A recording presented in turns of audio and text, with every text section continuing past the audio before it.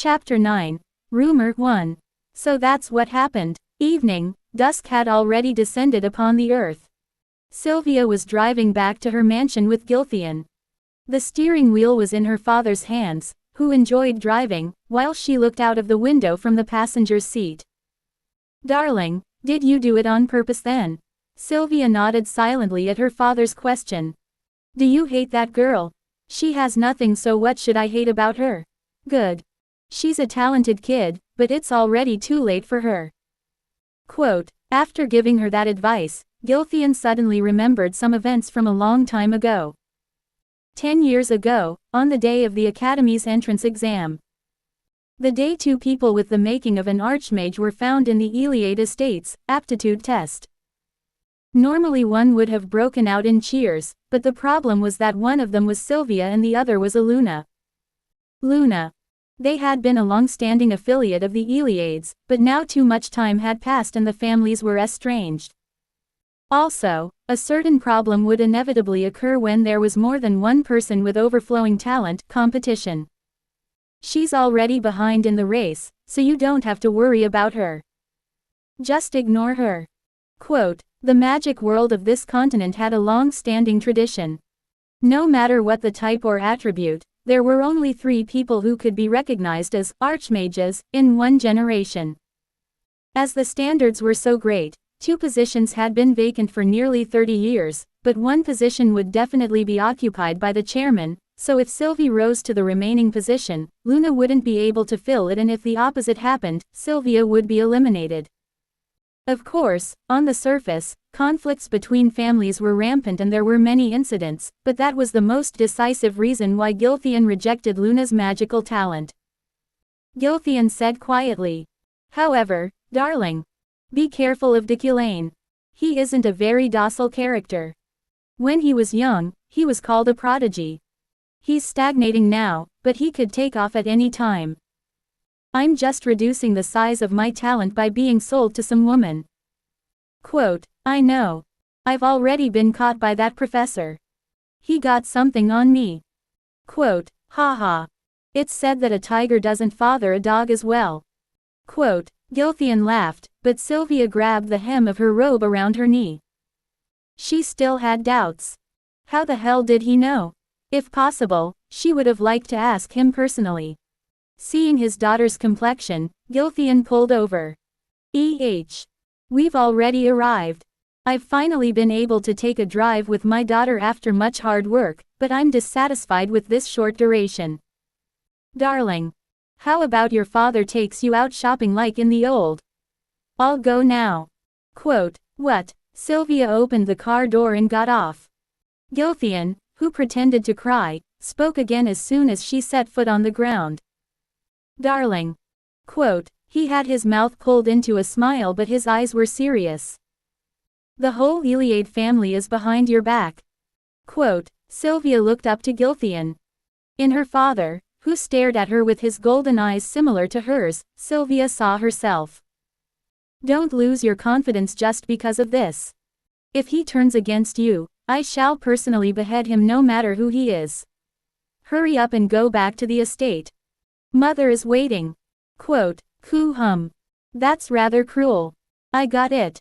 Quote, Gilthian swiped away his hair in bewilderment, while Sylvia entered the mansion. Master, are you all right? I've heard the rumors. The housekeeper, who came running, had a worried face. I'm fine. It all got settled. I'll eat dinner a little later. Quote, oh, that's a relief. Then I'll send your meal to your room later. Quote, yes.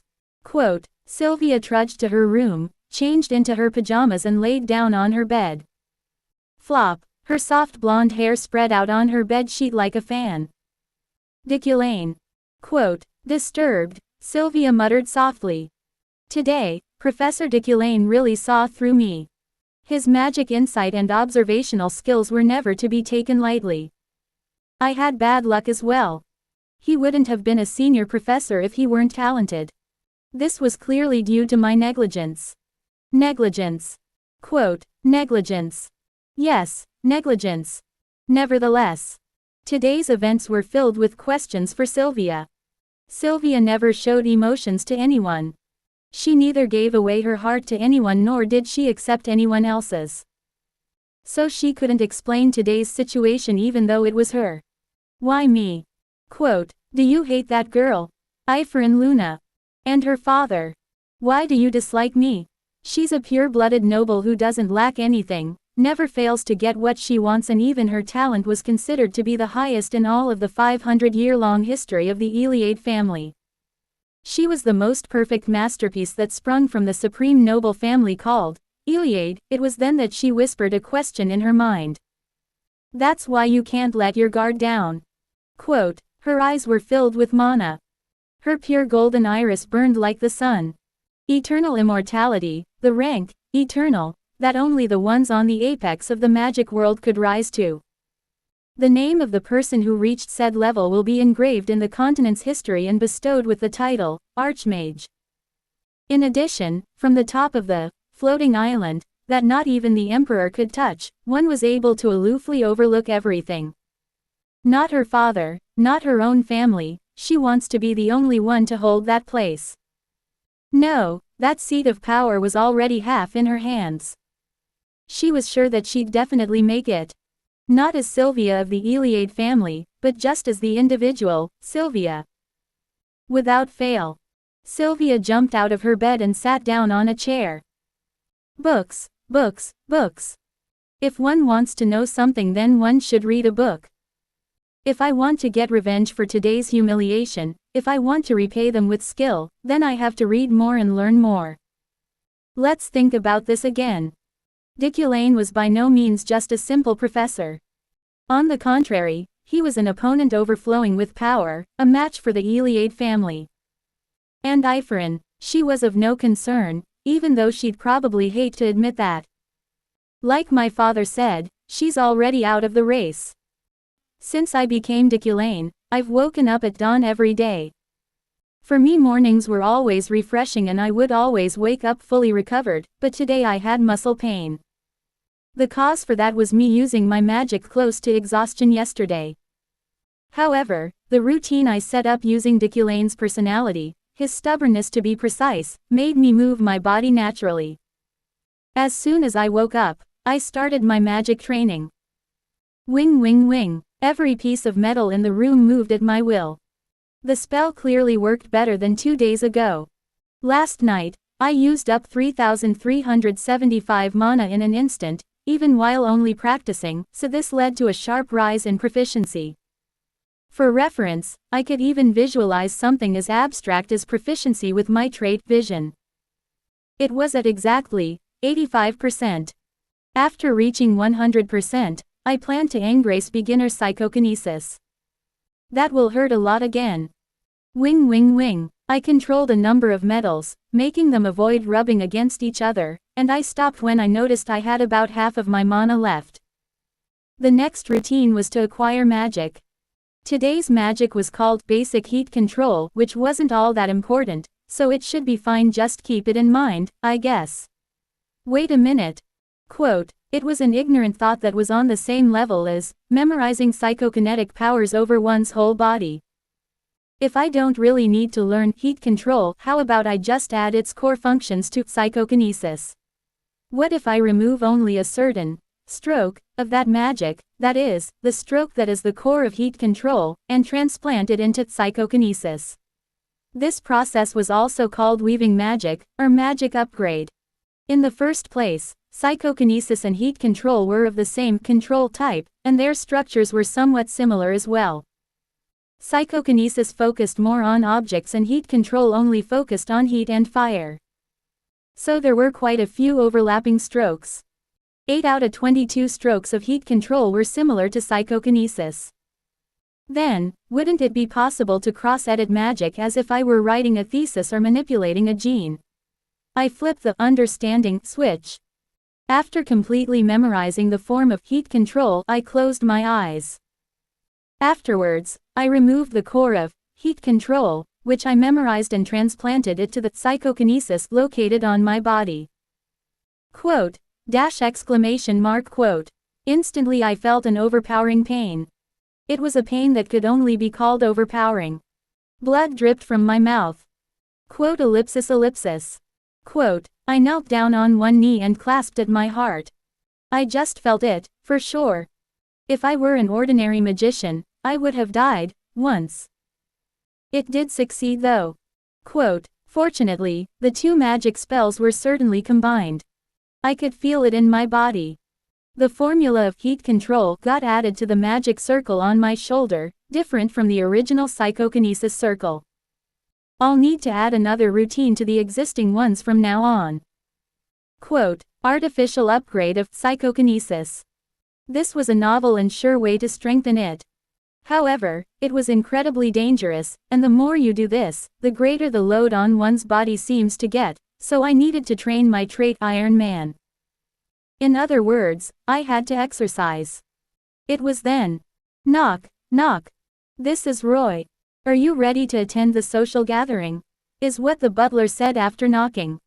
I looked at the clock. Before I noticed, it was 1 p.m. I'll be ready in a minute. Quote, understood. I shall wait outside the door. As I put my coat on, I told the butler as such. Roy, don't schedule any social gatherings from now on. Unless it is very important. Quote, I wanted to cancel these social gatherings if possible, but today was an important event called Flower of the New Year. I shall keep that in mind.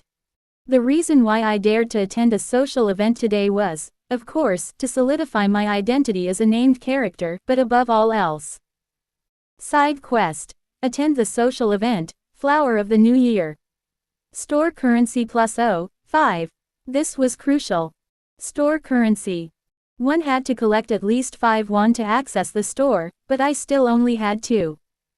5 won and I needed even more to buy the thing I wanted. I opened the door. The butler was waiting with his head bowed. I'm ready. Quote, understood. Here is the list of blacksmith master asked about last time. Quote, good. Quote, last week, I asked the butler to arrange for a skilled blacksmith. Shining golden iron. Quote, among the 45 blacksmiths on the list that the butler gave me, there was one name that stood out to me the most. I chose the place that was caught on the radar of man of great wealth. What a unique name. Take this blueprint and take it to Shining Golden Iron. Quote, I handed the blueprints over to the butler. This was something that was going to be my favorite. Usually, magicians use a wand or staff, and if their favored one is extremely developed, they are also called pieces, but my favored weapon will be very different compared to those sticks. It was a weapon specifically made for psychokinesis, so I was looking forward to it. Understood, master. Quote, the butler carefully put the blueprint away without opening it or asking about it. That was, indeed, the right attitude of a humble butler. Let us go now. The car is ready. Quote, good. Well done. Quote, yes, yes. Thank you. Quote, I went out of the mansion together with the butler. The weather is nice. Quote, yes, yes. That is right. Quote, the weather in early spring wasn't so good. The butler seemed to get bewildered by every word I said, but I just got into the car filled with a refreshing smell. Go. Quote, understood. Quote, the car drove really smoothly. As I was sitting on the back seat in a very haughty pose, I suddenly remembered Midas touch. Let's try it on the car. I had 1,300 mana remaining, so I could use 1,000 of it. I used the trait out of curiosity when, vroom, the car suddenly accelerated. The driver was startled, banged his head on the steering wheel and profusely apologized. I'm sorry, it's fine. Go. Quote, yes, yes. I'm sorry. The driver, who hit his head and apologized non-stop, quickly became proficient and the back seat became more comfortable. The vibrations and noise, which already rarely appeared, almost completely disappeared. Seems like it enhanced the comfort of the drive, huh? Not bad. We quickly arrived at our destination. That place was an old castle in the city, Herrick, which is said to be the most gorgeous. It seemed like that whole castle in the middle of the city was a place for nobles to hold social gatherings. We have arrived.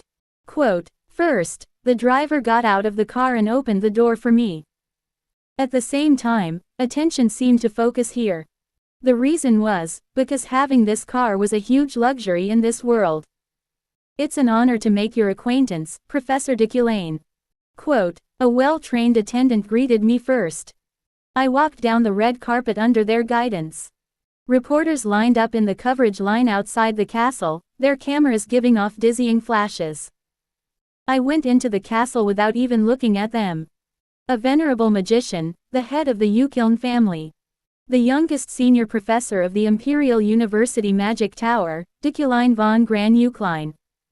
I almost got startled by the sudden sound that came out of the loudspeaker as soon as I entered through the front door. It was an introduction announcing that I had entered. I hope you'll have a good time. Quote, I nodded and entered the hall. There were a lot of lights that sparkled like stars in the spacious and colorful hall. Looking into others' faces, I was glad I came. There were so many familiar names around.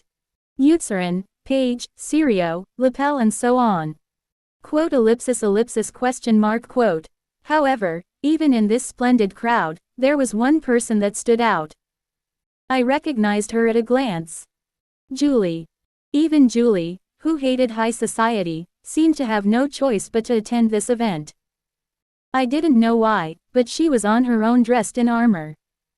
Quote Quote, when Julie made eye contact with me, she immediately turned her gaze away without saying a word. I didn't bother to approach her either. Valenta's ball is especially gorgeous today, Tilda. Princess Luca, how are you doing today? The results of Ost year's adventurer test were very interesting. In this game, the types of people that got special treatment were nobles, magicians, knights and adventurers. For reference, an adventurer was a very professional and systematic profession, so it was only possible to acquire the qualification by passing a test. Ganesha Go. I read your work in this Times Continental Journal. Anyway, among those adventurers, the most important name that could be said to be responsible for an important turning point in the game's story. I found her. As someone whose hobby is to travel, you said that you explored the archipelago. A woman with long red hair tied into two ponytails, that seemed rather nervous and sharp. In fact, she had a frown on her face, seeming that communicating was a bother in and of itself, however many people gathered around her. She was an adventurer with her initial combat power set in the top 5 overall. Ganesha. I, too, plucked up my courage to approach her. If you want to have more videos like this, then like and subscribe to my channel and have a nice day or evening or night. I will see you soon.